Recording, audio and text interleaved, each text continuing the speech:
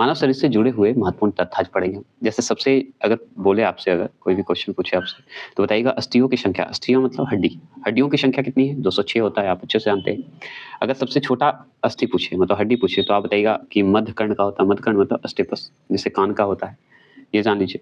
अगर आपसे पूछेगा कि सबसे लंबी अस्थि कौन सी होती है, हड्डी कौन सी होती है, तो फीमर की होती है, जो कि जांघ की है। पूछे कि सेरुकाओं की कुल संख्या कितनी है, तो 26 है। अगर पेशियों की कुल संख्या अगर पूछे तो हम बताएंगे 639 है। ये जरूर ध्यान रखिएगा। अगर आपसे पूछे सबसे लंबी पेशी कौन सी है, तो हमको लगता है सारटोरियस है। ठीक है, क्या है? सारटोरियस है। अगर बड़ी आंत की लंबाई पूछे तो 1.5 मीटर बता देना है। छोटी आंत की लंबाई अगर पूछे तो हमको बताना है 6.25 मीटर बता दीजिएगा। ठीक है, 6.25 मीटर बता देंगे। या अगर आपसे पूछे यकृत का भार, मतलब पुरुषों का भार पूछे, तो 1.5 से लेकर 2 किग्रा होगा। ठीक है, अगर यकृत का भार महिलाओं में अगर पूछेगा तो 1.3 किग्रा बता देना है। ठीक है, अगर आपसे पूछे सबसे बड़ी ग्रंथि कौन सी है, सबसे बड़ी ग्रंथि अगर आपसे पूछे तो यकृत बता देना है, लिवर बता देना है। ठीक है, अगर पूछे सर्वाधिक पुनरुद्भवन की क्षमता किसकी है, तो यकृत की है, लिवर की है। ये जरूर ध्यान रखना है। तो देखिए, पुनरुद्भवन कहने का मतलब है कि पुनः यह ठीक हो सकता है, ये पूछ रहा आपसे, ये बोल रहा है। और देखिए यहाँ पे ही सवाल आप देखिए, सबसे कम पुनरुद्भवन जो है की क्षमता क्या है, मस्तिष्क की है, सबसे कम है, ये जरूर ध्यान रखना है। और शरीर का सबसे कठोर भाग कौन सा है, तो दांत का इनेमल है। और सबसे बड़ी लाल ग्रंथि कौन सी है, तो पैरोडी ग्रंथि माना जाता है। ये सबसे बड़ी लाल ग्रंथि मानी जाती है। अगर आपसे पूछे शरीर का सामान्य तापमान अगर पूछे तो 98.4 डिग्री फ़ारेनहाइट बताना है और 37 डिग्री सेल्सियस बता देना है। अगर आपसे पूछेगा कि शरीर में रुधिर की मात्रा कितनी होती है, तो 5 से 6 लीटर माना जाता है। यहाँ पे दिया है 5.6 लीटर, तो कोई दिक्कत नहीं है, एक ही है, 5 से 6 माना जाता है, तो यहाँ पे 5.6 लीटर। ठीक है, हीमोग्लोबिन की औसत मात्रा अगर देखा जाए तो पुरुषों में देखा जाता है तो 15 यार क्या है GDL के रूप में होता है, और महिला में 14 DL होता है, याद रखिए GDL होता है। ये आप अच्छे से जानते हैं। तो ये सब तो हम पढ़ा चुके हैं, मॉक टेस्ट में भी हो चुका है, लेकिन हम सिर्फ लगातार पढ़ते जा रहे हैं कि काम देगा। श्वेत रुधिर कोशिकाओं जिसे WBC की संख्या अगर पूछे तो हम बता दीजिएगा कि 5000 से 10,000 CU/mm में होता है ना। अब देखिए आपसे और सवाल पूछ रहा है कि सबसे छोटी श्वेत रुधिर कोशिका कौन सी होता है, तो लिम्फोसाइट होता है। अगर सबसे बड़ी श्वेत रुधिर कोशिका कौन सी होती है, तो मोनोसाइट होता है। अगर आपसे पूछे कि श्वेत रुधिर कोशिकाओं का औसत आयु अगर पूछे तो 1 से 4 दिन बता देना है। क्या बता देना है? 4 दिन बता देना है। ठीक है, और क्या है चलिए जानते हैं। और क्या है कि लाल रुधिर कोशिका जिसे RBCS की औसत आयु अगर बात करें तो 120 दिन बता देना है। ठीक है, 120 दिन हो गया। अगर आपसे पूछेगा रुधिर का थक्का बनाने का समय अगर पूछे तो 4 से 8 मिनट बता देना है। ठीक है, 8 मिनट। अगर आपसे पूछेगा सर्वग्राही रुधिर वर्ग कौन सा है, तो AB है। सर्वदाता रुधिर वर्ग कौन सा है, तो O है। सामान्य रुधिर दाब क्या है, तो 120 से 120/80 Hg होता है ना। सामान्य रुधिर दाब अगर आपसे पूछ रहा है तो। अगर पूछे समान नब्ज गति जन्म के समय अगर पूछे तो 140 बार मिनट बता देना है। अगर एक वर्ष की उम्र वाले की बात हो रही है, बच्चों की बात हो रही है, तो 120 बार मिनट हो जाएगा। अगर 10 वर्ष की उम्र वाले बच्चे की बात होगी तो 90 बार मिनट हो जाएगा। अगर वयस्क में पूछा जाए तो 70 बार मिनट होंगे। अगर हृदय की बात होगी, गति की बात होगी, तो 72 बार जो है आपका मिनट जो है हृदय धड़कता है, यही बात है। तो सर्वग्राही रुधिर AB है, सर्वदाता वो है। सामान्य रुधिर दाब जो होता है 120/80 आप जानते हैं, Hg में बताता है। अगर आपसे पूछेगा समान नब्ज गति जो होता है हम लोग का, वो कितना होता है, 140 बार मिनट में घटा मतलब जो है कंपन करता है, ऐसे बताइएगा। 1 वर्ष की उम्र के बच्चे को क्या होता है, समान नब्ज की अगर बात करें तो 120।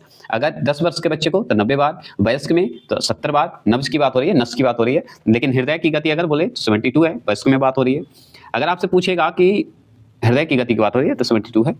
समान बड़ी धमनी की अगर बात करें तो ये होता है एब्डोमिनल एरोटा है, एब्डोमिनल एरोटा कहा जाता है। अगर पूछे ब्रिक का भार कितना होता है, तो 150 ग्राम होता है। अगर मस्तिष्क का भार पूछे तो 1350 से लेके 1400 ग्राम तक माना जाता है, 1350 से जो है 1400 ग्राम तक। अगर आपसे पूछेगा मेरुदंड की लंबाई कितनी है, तो 42 से 45 बता देना है, 42 से 45 सेमी बता देना है। अगर आपसे पूछेगा कि क्रेनियल तंत्रिकाओं की संख्या अगर पूछे तो आप बताइएगा 12 जोड़ी का होता है। ठीक है, अगर स्पाइनल तंत्रिका की संख्या पूछेगा तो 31 जोड़ी बता दीजिएगा। ठीक है, अगर और भी पूछेगा कि सबसे लंबी तंत्रिका कौन सी है, उसका नाम बताइए, तो CA टीका बता दिएगा। क्या बताएंगे? CA टीका बता दिएगा। अगर आपसे पूछेगा कि सबसे पतली एवं छोटी तंत्रिका कौन सी है, तो याद रखिएगा ट्राई क्लियर है। ठीक है, ट्राई क्लियर है, ये ध्यान रखना है। अगर आपसे पूछेगा सबसे बड़ी तंत्रिका कौन सी है, तो ट्राई जेमिनल है। अगर सबसे बड़ी कोशिका कौन सी है, तंत्रिका कोशिका है है ना, सबसे बड़ी कोशिका अगर पूछे आपसे, और अगर पूछ दे आपसे कि सबसे बड़ी अंतः ग्रंथि कौन सी है, तो थायराइड ग्रंथि मानी जाती है अंतः ग्रंथि। अगर ऑक्समिक ग्रंथि अगर पूछे तो एड्रिनल, ये एकदम फाइनल है। अगर आपसे पूछे सबसे छोटी अंतःस्रावित ग्रंथि कौन सी है, तो पिट्यूटरी ग्रंथि है। अगर महिलाओं में मासिक धर्म का काल पूछा जाए तो 28 डेज होता है। अगर गर्भ अवस्था का अवधि पूछा जाए तो 266 से 270 दिन होते हैं। अब बात करते हैं अस्थियों को पेशियों से जोड़ने वाले रूपांतरित पेशियों को क्या कहते हैं, तो ये टेंडन कहते हैं, टेंडन कहते हैं, ड होता है यहाँ पे, याद रखिएगा। अगर आपसे पूछे शरीर में ऊतकों का निर्माण किससे होता है, तो ऊतकों का मतलब टिश्यू का निर्माण जो हमारा प्रोटीन से होता है, आप अच्छे से जानते हैं। मानव शरीर में मांसपेशियों की संख्या होती है 639 होता है ना। अगर सबसे बड़ी मांसपेशियां कौन सी है, तो वो बताना है कुल्हा की मांस, ग्लूटिशियस मैक्सिमस कहते हैं, ठीक है, तो ग्लूटिशियस मैक्सिमस कहते हैं।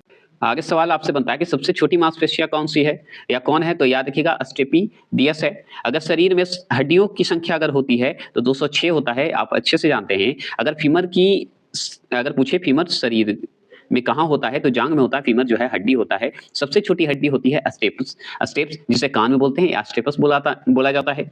अगर आपसे पूछे मानव शरीर में सबसे लंबी हड्डी होती है, तो फीमर होता है जो कि जांग का होता है, उरुबस्ती बोलते हैं। तो फिर से सुन लीजिए, उबस्ती कहाँ पाया जाता है, तो नाक में पाया जाता है। बाहरी आवाजों को थोड़ा इग्नोर करेंगे। टिबिया हड्डी कहाँ पाया जाता है, तो पैरों में पाया जाता है। और शरीर का सबसे कठोर भाग होता है कौन सा, दांत के ऊपर का एनामेल बोलते हैं, अनामेल भी बोल देता है कभी कभी। तो दांतों के ऊपर का एनामेल जो होते हैं, एक मिनट, ये जो आप देख रहे हैं ये जरूरी है। अगर आपसे पूछेगा कि मानव शरीर का खोपड़ी अगर बात करें, तो मानव खोपड़ी में हड्डियों की संख्या कितनी होती है, तो हड्डियों की जगह पर हड्डियों की संख्या पूछना चाहिए था, तो याद रखिएगा 29 होता है। यही है, हड्डियों कर दिया हड्डी की संख्या। मनुष्य के चेहरे पर यहाँ पे मनुष्य के चेहरे पर होना चाहिए था, हड्डियों की संख्या कितनी है, तो 14 है, मतलब 14 है, याद रखिएगा। अगर बात करें एक वयस्क व्यक्ति की रीढ़ की हड्डी में कुल कितनी कशेरुकी की होती है, तो 26 होती है ना। अगर आपसे पूछ रहा है कि एक नवजात बच्चे की रीढ़ की हड्डी में कुल कितनी कशेरुकी होती है, तो 33 होता है। मनुष्य के जीवन काल में कितने दांत 2 बार जन्म लेते हैं, तो 20 दांत जो है जन्म लेते हैं। अगर आपसे पूछे कि अस्थि से अस्थि को जोड़ को क्या कहते हैं, मतलब हड्डी को हड्डी से जोड़ने वाले को क्या कहते हैं, लिंगामेंटस कहते हैं, ये ध्यान रखिएगा। अगर आपसे पूछेगा ह्यूमरस अस्थि मानव शरीर के किस अंग में होती है, तो ऊपरी बाह में होती है। ऊपरी बाह को कहते हैं ह्यूमर अस्थि कहते हैं, मानव शरीर की अंग में होता है, ऊपर बाह में होता है। ये क्लियर हो गया। अब देखिए, माता पिता के रक्त समूह के आधार पर बच्चों से संभावित जो होते हैं रक्त समूह, वो हम पढ़ते हैं, जिसमें कि आपको ध्यान देना होगा। ये सब जो है सिर्फ सुन लीजिए, ये इंपॉर्टेंट है, बहुत इंपॉर्टेंट है, लेकिन सुनने की जरूरत है। देखिए, माता पिता का रक्त समूह एक तरफ है, इधर आपका रक्त समूह दिखेगा, ठीक है, दिख रहा होगा, ये देख लीजिए। और बच्चों से संभावित जो रक्त समूह बन सकते हैं वो है, तो जैसे ओ अगर जिसका है, ओ ब्लड है, तो वो हो जाएगा ओ वाला बच्चा हो जाएगा, याद रखिएगा। माता पिता अगर दोनों ओ हैं, तो वो हो जाएंगे ओ बच्चा होगा। अगर माता ओ है, ठीक है, और पिता ए हैं, तो क्या हो जाएंगे ओ और ए, 2 ब्लड हो सकता है बच्चों में, याद रखिएगा, ओ का होगा या ए का ब्लड का बच्चा होगा। अगर माता ओ है और बच्चा बी है, मतलब पिता का जो ब्लड है पी है, तो यहाँ पे बच्चा क्या होगा, ओ और बी हो जाएगा। ये सिंपल, ये सब तो आप लॉजिक से भी कर सकते हैं, है ना। अगर मान लीजिए माता जी ओ हैं और पिता ए बी हैं, तो क्या होगा, ए और बी दोनों हो जाएगा, ओ हट जाएगा, ए बी हो जाएगा। ये जरूर ध्यान रखिएगा, बच्चों में रक्त का संभावित रक्त समूह हो जाएगा। अगर माता ए है और पिता भी ए है, तो इसमें क्या होगा, ए और ओ दोनों होगा, ये जरूर ध्यान रखिएगा बच्चों में। अगर ए और बी दोनों है, ठीक है, ए माता है और पिता बी हैं, तो इसमें जो है चारों हो जाएगा, ओ भी हो जाएगा, रक्त बच्चों का हो सकता है, ए हो सकता है, बी रक्त समूह का हो सकता है बच्चा, या ए बी का भी रक्त समूह का बच्चा हो सकता है। अगर मान लीजिए कि ए हो और गुना ए बी हो, मतलब पिता जो है ए बी हैं और माता ए हैं, तो बच्चा किस तरह का होगा, तो ए ब्लड का भी हो सकता है, बी ब्लड का भी हो सकता है, ए बी ब्लड का भी हो सकता है बच्चा जो ब्लड का होगा।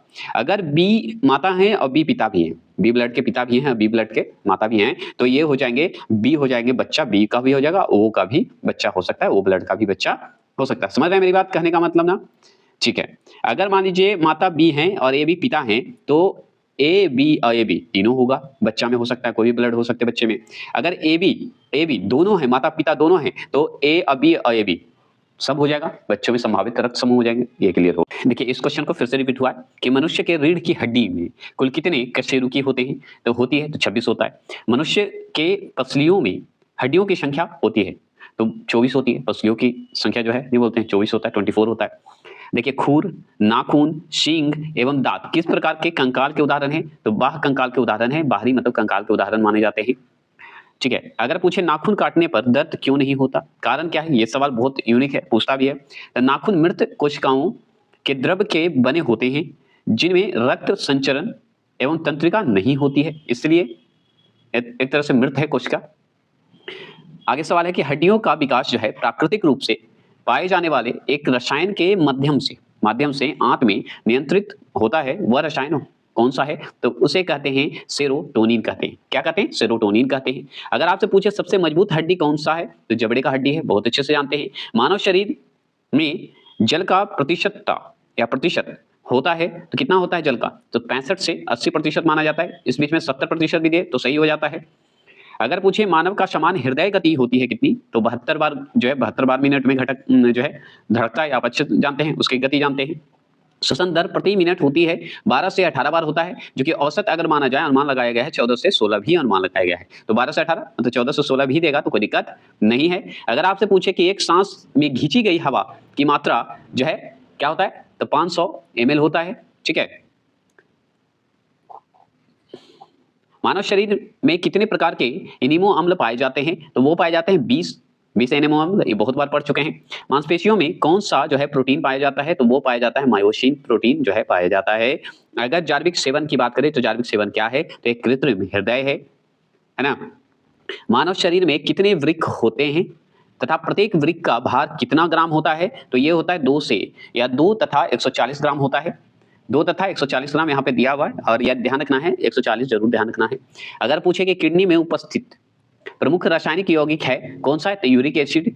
ठीक है, याद रखिए यूरिक एसिड होता है हमारे जो है रासायनिक में, आप सॉरी किडनी में रासायनिक यौगिक के रूप में। गुर्दा का कार्य होता है, गुर्दा का कार्य क्या है, तो रक्तचाप का नियमन, मूत्र को बाहर निकालना, शरीर के तरलों की अम्लता का नियमन करना, ये सब जो है गुर्दों का कार्य है। गुर्दा मतलब किडनी, किडनी को आप जानते हैं, किडनी को एक और नाम से जानते हैं, कमेंट करिएगा, जो कि आ गया नाम वृक्क। वृक्क की कार्यात्मक इकाई किसे कहा जाता है, तो नेफ्रॉन को कहा जाता है। अगर कार्यात्मक इकाई अगर पूछते आपसे तो नेफ्रॉन को बता दीजिएगा। अगर पूछे अपोहन या डायलिसिस का संबंध जो है किससे है, वृक्क से। वृक्क मतलब गुर्दा, गुर्दा मतलब किडनी से संबंधित है, ये आप अच्छे से जानते हैं। अगर पूछे शरीर के ताप का नियंत्रण कौन करता है, तो वो हाइपोथैलेमस करता है। त्वचा का रंग का कारक है कौन सा, मेलानिन है, याद रखिए मेलानिन बोला जाता है। अगर आपसे पूछे कि अल्फा केराटिन क्या है, तो एक प्रकार का प्रोटीन जो तत्व में पाई जाती है। ठीक है, तत्व में पाई जाती है। अगर आपसे पूछे शरीर के सबसे बाहरी परत को क्या कहा जाता है, तो ये कहा जाता है स्ट्रेटम कॉर्नियम कहा जाता है। ठीक है, ये ध्यान रखना है। अगर पूछे मानव शरीर में ऑक्सीजन का अभिगमन किस माध्यम से होता है, तो वो होता है फुसफुस रक्त उत्तक से होता है, टिश्यू से होता है। अगर पूछे हृदय का वह भाग जो जो है रक्त को दबाता है, वो होता है वायन निलय। अगर 2 एनिमो अम्ल में कौन सा बंधन जो है पाया जाता है, तो वो पाया जाता है एस्टर बंधन पाया जाता है। देता हूं तो यहाँ पे याद रखिएगा कि रक्त ग्लूकोज स्तर समानतः व्यक्त किया जाता है, तो मिलीग्राम प्रति डेसीलीटर में किया जाता है। देखिए इस क्वेश्चन को ध्यान से सुनेगा। मानव का जीव के किस भाग पर कड़वी चीजों का स्वाद अनुभव होता है, तो पश्च भाग मतलब जीव के पीछे वाले भाग को बात करते हैं, है ना। अगर आपसे पूछे एक हृदय चक्र पूर्ण होने में लगने वाला सामान्य समय लगभग कितना होता है, तो वो होता है 0.8 सेकंड जो है लगता है। रक्त में ऑक्सीजन की सांद्रता कम होने पर श्वसन की दर पर क्या प्रभाव पड़ता है, तो वह श्वसन की दर बढ़ जाती है। ये बहुत इंपॉर्टेंट है। अगर पूछे हृदय की प्राकृतिक पेसमेकर क्या कहलाता है, तो ये कहलाता है शिरा आलिंदन नोड कहलाता है। अगर कौन सा भाग जो है या कौन सा अंग जो है रोगाणु का विनाश करता है तथा शरीर का पुलिस रक्षक कहलाता है, वो कहलाता है टॉन्सिल ही कहलाता है। मुस्कुराने में मुख्य कितनी पेशियां जो है कार्य करती है, तो 12 पेशियां जो है मुस्कुराइएगा तो करेगा। सोचिए तो मुस्कुराहट कितनी इंपॉर्टेंट है। तो नेगेटिव छोड़िए, पॉजिटिव सोचिए, एग्जाम होगा, निकलेगा भी और जरूर से जरूर आपका जॉब होगा। मनुष्य में किस जो है केसुरुकी पर खोपड़ियों का संपूर्ण भार होता है, मतलब कशेरुकी बोला जाता है, कशेरुकी बोला जाता है, पर खोपड़ियों का संपूर्ण भार होता है, तो वो होता है एटलस। सुन लिए आगे चलिए, ये सिर्फ मानव शरीर से संबंधित जितने भी प्रश्न हैं वो आ रहे हैं अभी। मानव शरीर में डायफ्राम का उपयोग किसमें होता है? तो श्वसन क्रिया में होता है, ये भी जरूर ध्यान रखिएगा। अगर आपसे पूछे भारत में प्रथम बार हृदय का सफल प्रत्यारोपण करने का श्रेय किसको है? तो डॉक्टर पी वेणुगोपाल को है। शिराएं नीली क्यों दिखाई देती है या नीली क्यों दिखाई पड़ती है, ये भी पूछ सकता है। तो याद रखिएगा, कार्बन डाइऑक्साइड मतलब CO2 सहित अशुद्ध रक्त के कारण ये दिखाई देती है नीला। कि मनुष्य के शरीर से त्वचा का अत्यंत सूक्ष्म रूप से झड़ना क्या कहलाता है? तो वो कहलाता है केरेटिनाइजेशन कहते हैं। हवा में O2 की समान मात्रा के साथ CO भी हो तो मनुष्य का दम जो है घुटने लगता है, क्योंकि हीमोग्लोबिन के बजाय CO जो है CO से अधिक तत्परता से सहयोग करता है। मतलब O2 ना होकर CO2 में कन्वर्ट हो जाता है और इसके कारण जो है दम घुटने लगता है। देखिए, हृदय पेशियों को किस धमनी के द्वारा रक्त पहुंचाया जाता है? तो वो पहुंचाया जाता है कोरोनरी धमनी के कारण ये पहुंचाया जाता है। अगर आपसे पूछे शरीर के किस भाग द्वारा ताप नियंत्रण होता है या नियंत्रित होता है, तो वो त्वचा के द्वारा होता है, ये भी जरूर ध्यान रखना है। अगर आपसे पूछे प्यास का केंद्र है कहाँ जाता है या कहाँ पे होता है, तो वो हाइपोथैलेमस में होता है, ये जरूर ध्यान रखिएगा। या प्यास का केंद्र किसे कहते हैं? तो हाइपोथैलेमस को कहते हैं, ये समझ गए। बड़ी आंत का पहला भाग क्या कहलाता है? तो शिकम कहलाता है, ठीक है। अगर पूछे यकृत उत्सर्जन क्रिया में किस प्रकार का सहायता करता है? तो अमोनियन को यूरिया में बदलकर, अमोनिया ऐसे बोलते हैं, अमोनिया को यूरिया में बदलकर, याद रखिएगा, ठीक है ना, अमोनिया को यूरिया में बदलकर। आगे सवाल बनेगा, हृदय एक झिल्ली से ढका होता है, जिसे कहते हैं, उसे क्या कहते हैं? जब हृदय जो हमारा है, हार्ट जो है झिल्ली से ढका हुआ है, उसे क्या कहेगा? तो उसे कहते हैं पेरिकार्डियम कहते हैं। क्या कहते हैं? पेरिकार्डियम कहा जाता है। अगर पूछे शरीर में जल के नियंत्रण की क्रिया जिसे कहा जाता है ऑस्मोरेगुलेशन कहलाती है, इस क्रिया को कौन सा अंग नियमित करता है? तो वो वृक्क करता है, गुर्दा करता है, किडनी करता है, ये जरूर जानते हैं। धमनी हृदय से विभिन्न अंगों तक रुधिर ले जाती है, मतलब धमनी जो है हृदय से विभिन्न अंगों तक रुधिर ले जाती है, ब्लड ले जाती है। शिराएं विभिन्न अंगों से रुधिर को हृदय तक लाती है। देखिए, शिरा क्या है? विभिन्न जगह से लाके ब्लड को हृदय में लाती है, और धमनी का काम क्या है? हृदय से विभिन्न जगह पे ले जाता है, ये जरूर ध्यान रखिएगा। कोशिका धमनी को शिरा से जोड़ती है। इनका कार्य है खाद्य पदार्थ, गैसों तथा अपशिष्ट पदार्थों का रुधिर और उनके बीच आदान प्रदान करना, यही काम है, ठीक है। ये जो लास्ट आप देख रहे हैं कोशिका धमनी का बात हो रहा है। तो आगे बात करते हैं, तो प्लाज्मा प्रोटीन का संश्लेषण होता है, यकृत में होता है, लिवर में होता है। कौन सा अंग मानव शरीर में यूरिया का निर्माण करता है? यकृत में करता है। अगर आपसे पूछे भारतीय वैज्ञानिकों द्वारा बनाया गया चित्र बल्ब क्या है? वाल्व, ठीक है, वाल्व क्या है? तो कृत्रिम हृदय है, ये भी जान लीजिए। अगर आपसे पूछे वृद्धावस्था में शरीर क्षरण किसके द्वारा होता है? तो याद रखिए कोलेजन के द्वारा होता है, याद रखिए कोलेजन के द्वारा होता है। अगर आपसे पूछे कि त्वचा का मुख्य संघटक कौन है? तो वो है कोलेजन है, ठीक है, ये भी अच्छी बात है। शरीर में यूरिया अधिकतम मात्रा में कहाँ पाया जाता है? तो ये पाया जाता है मूत्र में, है ना। नाड़ी स्पंदन मात्रा मापक होता है, कौन सा होता है? तो गति होता है, याद रखिए नाड़ी स्पंदन मात्रक जो होता है वो होता है गति में। अगर तांत्रिक तंत्र की रचनात्मक एवं कार्यात्मक इकाई कहलाती क्या है? न्यूरॉन कहलाता है। इत्र की तीखी सुगंध की पहचान कौन करता है? मस्तिष्क का सेरेब्रम करता है, सेरेब्रम का काम है, माथे में जो सेरेब्रम होता है उसका काम है। अगर पूछे कि मनुष्य के मस्तिष्क का वजन होता है, तो देखिए 1350 अभी पढ़े थे और 1400 ग्राम पढ़े, ठीक है ना। तो 1350 हो या 1400 ग्राम होता है, ये जरूर अनुमान लगा लेना है। अगर आपसे पूछेगा कि शरीर को संतुलित बनाने रखने का कार्य कौन करता है? तो सेरिबेलम करता है।